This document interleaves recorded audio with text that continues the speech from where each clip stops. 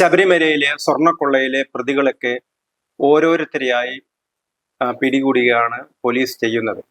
ഏറ്റവും ഒടുവിൽ നമ്മൾ വാർത്ത കണ്ടു, മാധ്യമങ്ങളിലൂടെ കണ്ടു, ടെലിവിഷനിലൂടെ കണ്ടു. എൻ ബാസു, ഒരു കാലത്ത് ശക്തനായിരുന്ന ബാസു, ദേവസ്വം കമ്മീഷണറായിരുന്ന ബാസു, അതിനുശേഷം ദേവസ്വം പ്രസിഡന്റായിരുന്ന ബാസു, അതേപോലെ തന്നെ ഒരു ജില്ലാ ജഡ്ജിയുടെ ചുമതലയുണ്ടായിരുന്ന വിജിലൻസ് ട്രൈബ്യൂണലായിരുന്ന, ജില്ലാ ജഡ്ജിയുടെ അധികാരമുണ്ടായിരുന്ന വിജിലൻസ് ട്രൈബ്യൂണലായിരുന്ന ബാസു, ആ ബാസുവിനെ കയ്യാമം വെച്ചാണ് പോലീസ് ഇപ്പോൾ കൊണ്ടുപോകുന്നത് എന്ന വാർത്ത കണ്ടു.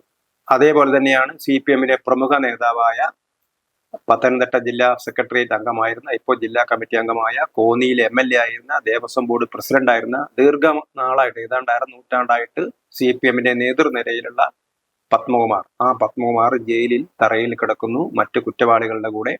ഒരുപക്ഷെ നാളെ അവർക്കൊക്കെ പ്രത്യേക സൗകര്യങ്ങൾ കൊടുത്തേക്കാം. ഒരുപക്ഷെ ജനത്തിന്റെ രോഷം തണുപ്പിക്കാൻ വേണ്ടി ഞങ്ങൾ സർക്കാരിന് ഇതിൽ യാതൊരു പങ്കുമില്ല, CPM-ന് യാതൊരു പങ്കുമില്ല, ആരൊക്കെയാണോ ചുമതല ഏൽപ്പിച്ചത് അവരത് ചെയ്തില്ല, അവർ കുറ്റം ചെയ്തു, അവരെ ഞങ്ങൾ ശിക്ഷിക്കുന്നു എന്ന് വരുത്തി തീർക്കാനായിരിക്കാം ഒരുപക്ഷെ ഈ തരത്തിലുള്ള വാർത്തകൾ വരെ, അത് ജനങ്ങളെ അറിയിക്കാൻ വേണ്ടിയായിരിക്കാം ഈ കയ്യാമം വെച്ച വാർത്തയും തറയിൽ കിടന്ന വാർത്തയൊക്കെ ഒരുപക്ഷെ പുറത്തേക്ക് പോകുന്നത്. എന്തു തന്നെയായാലും അയ്യപ്പന്റെ കോപമുണ്ട് എന്ന് തന്നെയാണ് ഭക്തന്മാർ വിശ്വസിക്കുന്നത്. കാരണം 2018 ഇവരെന്താണ് ചെയ്തത്? ഒരു സുപ്രീം കോടതി വിധിയുടെ മറവിൽ, സുപ്രീം കോടതി ഒരിക്കലും യുവതികളെ ബലം പ്രയോഗിച്ച് അവിടെ കൊണ്ടുവരണം എന്നൊന്നും പറഞ്ഞില്ല. സ്വമേധയാ ആരും ശബരിമലയിൽ സന്ദർശിക്കാൻ ഒരു യുവതിയും എത്തിയിരുന്നില്ല. പക്ഷേ വിശ്വാസികളല്ലാത്ത ആളുകളെ കേരളത്തിന് പുറത്തുനിന്ന് പോലും കൊണ്ടുവരികയാണ് ആര് ചെയ്തത്? ഈ എക്സിക്യൂട്ടീവ് ഓഫീസറും ദേവസ്വം ബോർഡും ഒക്കെ ഉൾപ്പെടുന്ന CPM-ന്റെ നേതൃനിരയുള്ള ആളുകളാണ് ഇതൊക്കെ ചെയ്തത്. അവരുടെ പരിപാടികൾക്കെതിരായിട്ട് ജനങ്ങൾ പരസ്യമായിട്ട് രംഗത്തിറങ്ങി, സ്ത്രീകളൊക്കെ രംഗത്തിറങ്ങി, സാധാരണ പൊതുരംഗത്തൊന്നും വരാത്ത സ്ത്രീകൾ വരെ സമരവുമായി രംഗത്തിറങ്ങി. പന്തളത്ത് ഒരാൾ മരിക്കുന്ന സ്ഥിതി വരെ ഉണ്ടായി. ആയിരക്കണക്കിന് പേരാണ് സമരരംഗത്തിറങ്ങിയത്. സമരത്തിന് വന്ന ആളുകളെയൊക്കെ തല്ലിച്ചതക്കിയാണ് പോലീസൊക്കെ ചെയ്തത്. ആ പോലീസുകാരന്റെ പിതാവൊക്കെ, ഇതിനൊക്കെ നേതൃത്വം നൽകിയ ആളുടെ പിതാവൊക്കെ ഇതിനകത്ത് ഭരണസമിതിയിലുണ്ട് എന്നുള്ള കാര്യങ്ങളൊക്കെ ജനങ്ങൾക്ക് അറിയാവുന്നതാണ്. ഇപ്പം ഒരുപക്ഷെ അന്ന് രണ്ടുപേരും രണ്ട് തട്ടിലാണെന്നൊരു തോന്നൽ അവർ ഉളവാക്കിയിരുന്നു. അതായത് ശബരിമലയിൽ എന്തു വിധേനയും സ്ത്രീകളെ കയറ്റണം എന്ന് വാശി പിടിച്ചിരുന്ന സർക്കാർ നിലപാടിന് അനുകൂലമാണ് വാസു. എന്നാൽ ദേവസ്വം ബോർഡ് പ്രസിഡന്റ് പത്മകുമാർ താനൊരു ഭക്തനാണ്, അതുകൊണ്ട് തന്നെ താൻ അതിനൊന്നും കൂട്ടുനിൽക്കുന്നില്ല എന്നൊരു ധാരണയാണ് മറ്റുള്ളവരുടെ മുമ്പാകെ വരുത്തിയിരുന്നത്. പക്ഷെ ഇപ്പോൾ നമുക്ക് മനസ്സിലായി ഇവരെല്ലാവരും സ്വർണ്ണക്കള്ളന്മാരാണെന്നുള്ള കാര്യങ്ങൾ വളരെ വ്യക്തമായിരിക്കുകയാണ്. അതുകൊണ്ടാണ് വാസുവും ജയിലിലാണ്, അതേപോലെ പത്മകുമാറും ജയിലിലാണ്. ഇനി നാളെ കടകംപള്ളി സുരേന്ദ്രൻ ജയിലിലാകുമോ എന്ന് നമുക്ക് പറയാൻ കഴിയില്ല. അതേപോലെ തന്നെ സുധീഷ് ഉണ്ട്. എല്ലാ സ്വർണ്ണക്കൊള്ളയ്ക്കും നേതൃത്വം നൽകിയ, അല്ലെങ്കിൽ അതിന് മുൻകൈയിട്ടിറങ്ങിയ ഉണ്ണികൃഷ്ണൻ പോറ്റിയുണ്ട്. ഈ ഉണ്ണികൃഷ്ണൻ പോറ്റിയും പത്മകുമാറും ഒക്കെ വളരെ കൂട്ടായിരുന്നു എന്നുള്ള വിവരങ്ങളാണ് ഇപ്പോൾ പുറത്തു വരുന്നത്. കാരണം ഉണ്ണികൃഷ്ണൻ പോറ്റി ശബരിമലയിൽ ഒരു നിത്യ സന്ദർശകനായിരുന്നു. അദ്ദേഹം അവിടുത്തെ ഒരു കയ്യാളായിട്ട് നിൽക്കുകയായിരുന്നു. അദ്ദേഹത്തിന് ഔദ്യോഗികമായി യാതൊരു ചുമതലയില്ലെങ്കിൽ പോലും ദേവസ്വം ബോർഡ് പ്രസിഡന്റ് എന്ന നിലയിൽ പത്മകുമാറിന്റെ റൂമൊക്കെ ഉപയോഗിക്കാൻ, അദ്ദേഹം ഇല്ലാത്ത സമയത്ത് ആ റൂമൊക്കെ ഉപയോഗിച്ചിരുന്നത് ഈ ഉണ്ണികൃഷ്ണൻ പോറ്റി ആയിരുന്നു എന്ന് നമുക്ക് മനസ്സിലായിട്ടുണ്ട്. അതേപോലെ തന്നെ ഉണ്ണികൃഷ്ണൻ പോറ്റി പത്മകുമാറിന്റെ ആറന്മുളയിലെ വസതിയിലും സ്ഥിരമായി എത്തിയിരുന്നു, അവിടെ താമസിച്ചിരുന്നു. രണ്ടുപേരും തമ്മിൽ 2019, 2020, 2021 കാലഘട്ടങ്ങളിലൊക്കെ തന്നെ നിരവധി ഭൂമി ഇടപാടുകൾ, അത് തിരുവനന്തപുരത്തായാലും പത്തനംതിട്ടയിലായാലും ഒക്കെ നടത്തിയിരുന്നു എന്നുള്ള കാര്യങ്ങളാണ് ഇപ്പോൾ പുറത്തു വന്നിരിക്കുന്നത്. ഇരുവരും തമ്മിൽ കച്ചവടങ്ങളൊക്കെ ഉണ്ടായിരുന്നു എന്നുള്ളതാണ് മനസ്സിലാവുന്നത്. അപ്പം പത്മകുമാറിനും ഈ കാര്യത്തിൽ നിന്നും ഒഴിഞ്ഞിരിക്കാൻ പറ്റില്ല. അതേപോലെ തന്നെയാണ് വാസു എന്ന് പറയുന്നത് ജില്ലാ ജഡ്ജിയുടെയൊക്കെ അതേ അധികാര പരിധിയിലുണ്ടായിരുന്ന ഒരാളാണ്. അദ്ദേഹം CPM-ന്റെ ഏറ്റവും അടുത്ത ആളായിരുന്നു.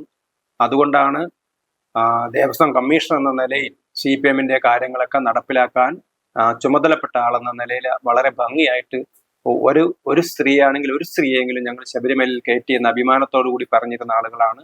അതിന് നേതൃത്വം കൊടുത്തതൊക്കെ വാസുവായിരുന്നു. ആ വാസുവാണ് പത്മകുമാറിന്റെ ചുമതല കഴിഞ്ഞ ഉടനെ തന്നെ അദ്ദേഹത്തെ ദേവസ്വം ബോർഡ് പ്രസിഡന്റ് ആക്കുകയാണ്. കമ്മീഷണറായിരുന്ന വാസുവിനെ ദേവസ്വം ബോർഡിന്റെ പ്രസിഡന്റ് ആക്കുകയാണ്. അപ്പൊ ഇവിടെ നമുക്ക് കാണാൻ കഴിയുന്നത് ഇവരെല്ലാവരും കട്ടു, അല്ലെങ്കിൽ എല്ലാവരും ഒരുമിച്ചാണ് ഇത് കട്ടത് എന്നുള്ളത് വളരെ വ്യക്തമാണ്. കാരണം ഉണ്ണികൃഷ്ണൻ പോറ്റിയുടെ കൈവശം കൊടുത്തുവിടാണ്. ഒരിക്കലും ക്ഷേത്രത്തിനകത്തുള്ള സ്വർണങ്ങളൊന്നും അങ്ങനെ പുറത്തു കൊണ്ടുപോകാൻ പാടില്ല. അങ്ങനെ കൊടുത്തുവിടാൻ തീരുമാനിക്കുന്നത് ആരാണ്? കൊടുത്തുവിടാൻ തീരുമാനിക്കുന്നത് പത്മകുമാർ തന്നെയാണെന്നാണ് ഇപ്പോൾ പത്മകുമാറിന്റെ കൂടെ ഉണ്ടായിരുന്ന ദേവസ്വം ഭരണസമിതി അംഗങ്ങൾ, ആ ഭരണസമിതി അംഗങ്ങൾ പറയുന്നത്. ആ ഭരണസമിതിയിൽ ഒരാൾ SP-യുടെ അച്ഛനായിരുന്ന ആളാണ്. അങ്ങനെ ആ രണ്ടുപേരും ഒരു പക്ഷേ അവരൊരു വിയോജനക്കുറിപ്പും ഇതിനകത്ത് എഴുതിയിട്ടില്ല എന്നുള്ളതാണ് നമുക്ക് മനസ്സിലാവുന്നത്. ഇതിന്റെ അപേക്ഷ ആദ്യം വരുന്നത് ഒരു എക്സിക്യൂട്ടീവ് ഓഫീസറിലൂടെയാണ് അപേക്ഷ വരുന്നത്. അതായത് ഈ സ്വർണം പൂശാനുള്ള അപേക്ഷ. ആ സ്വർണം പൂശാനുള്ള അപേക്ഷ ആ കട്ടിലയുടെ പാളികളുടെ അതൊക്കെ സ്വർണം പൂശിയതാണെന്ന് എല്ലാവർക്കും അറിയാവുന്നതാണ്. അങ്ങനെ സ്വർണം പൂശിയ ചെമ്പ് പാളി എന്ന് തന്നെയാണ് അപേക്ഷയിൽ ഉണ്ടായിരുന്നത്. പക്ഷേ ആ അപേക്ഷ ദേവസ്വം കമ്മീഷണർക്ക് എത്തുന്ന സമയത്ത് അത് മാറുകയാണ്. അത് മാറിയിട്ട് വെറും ചെമ്പുപാളിയായിട്ട് മാത്രം മാറ്റുകയാണ്. അവിടെയാണ് നമുക്ക് സംശയം വീണ്ടും തുടങ്ങുന്നത്. അപ്പം ബോധപൂർവമാണ് ഇതൊക്കെ ചെയ്തത്. ചെമ്പുപാളി എന്നുള്ള ഒരു കത്താണ് ദേവസ്വം കമ്മീഷണറുടെ കയ്യിൽ നിന്ന് വകുപ്പിലേക്ക് പോകുന്നത്. പക്ഷെ പിന്നീട് അത് ദേവസ്വം ബോർഡ് പ്രസിഡന്റിന്റെ കയ്യിൽ എത്തുന്ന സമയത്ത് ആ ദേവസ്വം ബോർഡ് പ്രസിഡന്റ് ബോർഡ് യോഗത്തിൽ ഇതൊക്കെ പാസ്സാക്കി എടുക്കുമ്പോൾ അവിടെയും അദ്ദേഹം ചെയ്യുന്ന എന്താണ്, അനുമതി നൽകുന്നു. എന്തിനാണ് അനുമതി നൽകിയത്?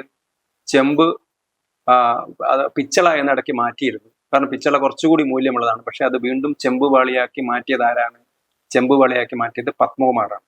ഈ പത്മകുമാർ തന്നെയാണ് മറ്റ് ഭരണസമിതി അംഗങ്ങൾ അറിയാതെ ഇതൊക്കെ നേരിട്ട് ഉണ്ണികൃഷ്ണൻ പോറ്റിയുടെ കൈവശം കൊടുത്തുവിടുന്നതും അദ്ദേഹം 39 ദിവസത്തിന് ശേഷമാണ് അത് മദ്രാസിൽ എത്തിക്കുന്നത്. തിരിച്ചു കൊണ്ടുവരുന്ന സമയത്ത് അതിന് തൂക്കം പോലും നോക്കിയില്ല എന്നുള്ളതാണ് ആരോപണം. അതേപോലെ തന്നെയാണ് പത്മകുമാറിന്റെ മകനെ കൊണ്ടാണ് യോഗദണ്ഡൊക്കെ സ്വർണം പൂശാനൊക്കെ കൊണ്ടുപോകുന്നത്. ഇതൊക്കെ അനധികൃതമാണ്. അത് ഇതിന് തൊട്ടു മുമ്പാണെന്നാണ് പറയുന്നത്. അപ്പൊ ഇങ്ങനെ എല്ലാവിധ കള്ളത്തരങ്ങൾക്കും കൂട്ടുനിന്ന ആളുകളാണ്. പത്മകുമാറാണെങ്കിൽ പത്മകുമാർ, വാസു ആണെങ്കിൽ വാസു, സുധീഷ് ആണെങ്കിൽ സുധീഷ്, അതേപോലെ തന്നെ ഇതിനൊക്കെ നേതൃത്വം നൽകിയ ഉണ്ണികൃഷ്ണൻ പോറ്റി. പക്ഷെ ആദ്യമൊക്കെ CPM നേതൃത്വം എന്താണ് അവർ ചെയ്തത്? ഞങ്ങൾക്ക് ഇതിലൊന്നും യാതൊരു പങ്കില്ല, ഏതോ ഒരു ഉണ്ണികൃഷ്ണൻ പോറ്റി, ശബരിമലയിൽ ചുറ്റിപ്പറ്റി നടക്കുന്ന ഒരു ഉണ്ണികൃഷ്ണൻ പോറ്റിയാണ് ഇതൊക്കെ ചെയ്തത് എന്ന് വരുത്തി തീർക്കാനായിരുന്നു CPM-നെ നേതൃത്വം ചെയ്തിരുന്നത്. ഇപ്പം അവരുടെ എല്ലാ ആളുകളും പിടിയിലായിരിക്കാണ്. ഇതുമായി ബന്ധപ്പെട്ട മുഴുവൻ ആളുകളും പിടിയിലായിരിക്കാണ്. ആരാണോ ശബരിമലയിൽ സ്ത്രീകളെ, സുപ്രീം കോടതി വിധിയുടെ മറവിൽ സ്ത്രീകളെ, വിശ്വാസികളുടെ വികാരങ്ങളെ അല്ലെങ്കിൽ വിശ്വാസത്തെ തന്നെ ലംഘിച്ചുകൊണ്ട് അല്ലെങ്കിൽ വിശ്വാസികളുടെ വികാരത്തെ വ്രണപ്പെടുത്തിക്കൊണ്ട് സ്ത്രീകളെ മനഃപൂർവ്വം സ്ത്രീകളെ കൊണ്ടുവരാൻ വേണ്ടി ശ്രമിച്ച അതേ സർക്കാർ തന്നെ അല്ലെങ്കിൽ അതേ ഭരണാധികാരികൾ തന്നെയാണ് ഇവിടെ സ്വർണം കട്ടത് എന്നുള്ളത് സാധാരണക്കാർക്ക് മനസ്സിലായിരിക്കുന്നു. അതുകൊണ്ടാണ് നാളെ ഇലക്ഷൻ വരുന്ന സമയത്ത് തങ്ങൾക്ക് തിരിച്ചടി ഉണ്ടാവാതിരിക്കാനാണ് പാർട്ടിക്ക് യാതൊരു ബന്ധവുമില്ല, കട്ട ആളുകളെയൊക്കെ ഞങ്ങൾ നടപടിയെടുത്തിട്ടുണ്ട് എന്ന് തോന്നിപ്പിക്കാൻ വേണ്ടിയാണ് ഒരുപക്ഷെ ഈ കയ്യാമം വെച്ചിരിക്കുന്നത് എന്ന് വരെ നമുക്ക് തോന്നിപ്പോകാം. അല്ലെങ്കിൽ നാളെ ഇവർക്കൊക്കെ ഒരുപക്ഷെ വേണമെങ്കിൽ വീണ്ടും സൗകര്യങ്ങൾ ചെയ്തു കൊടുത്തേക്കാം. അതുകൊണ്ട് തന്നെ ഇത് ജനങ്ങളോടുള്ളൊരു വെല്ലുവിളിയാണ്.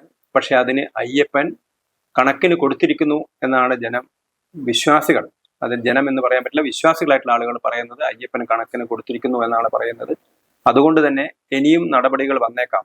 ഒരുപക്ഷെ നാളെ കടകംപള്ളി സുരേന്ദ്രനും കൂടി പിടിയിലായേക്കാം. പക്ഷെ അപ്പോഴും CPM എന്താണ് പറയുന്നത് നമുക്ക് മനസ്സിലാക്കാൻ കഴിയാത്തത്. ഇത്രയധികം പൊതുജനത്തിന്റെ, കാരണം ശബരിമല എന്ന് പറയുന്നത് കേരളത്തിന് അഭിമാനമായിട്ടൊരു ക്ഷേത്രമാണ്. അല്ലെങ്കിൽ കേരളത്തിലെ ലക്ഷക്കണക്കിന് ആയിരക്കണക്കിന് ക്ഷേത്രങ്ങൾക്ക് അവിടേക്കുള്ള വരുമാനം മുഴുവൻ നൽകുന്നത് ശബരിമലയിലെ വരുമാനത്തിൽ നിന്നാണ്.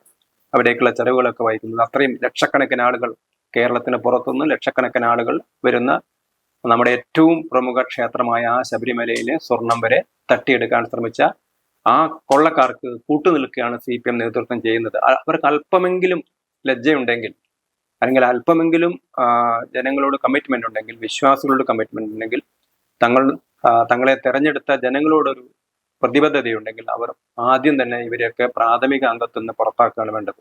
ഒരു തരത്തിലുള്ള സപ്പോർട്ടും ഇവർക്ക് കൊടുക്കാൻ പാടില്ല. കാരണം ഇതൊരു വേണമെങ്കിൽ ഇവർക്ക് ആരോപിക്കാം, ഇതൊരു കേന്ദ്ര പോലീസാണ് അന്വേഷിക്കുന്നത്, CBI ആണ് അന്വേഷിക്കുന്നത്. അല്ല, ഇത് CBI അല്ല അന്വേഷിക്കുന്നത്, ഇത് കേരളത്തിലെ പോലീസിന്റെ പ്രത്യേക അന്വേഷണ വിഭാഗമാണ് അന്വേഷിക്കുന്നത്. നിങ്ങളുടെ സർക്കാർ, പിണറായി വിജയന്റെ സർക്കാരിന്റെ കീഴിലുള്ള പോലീസാണ് അന്വേഷിക്കുന്നത്.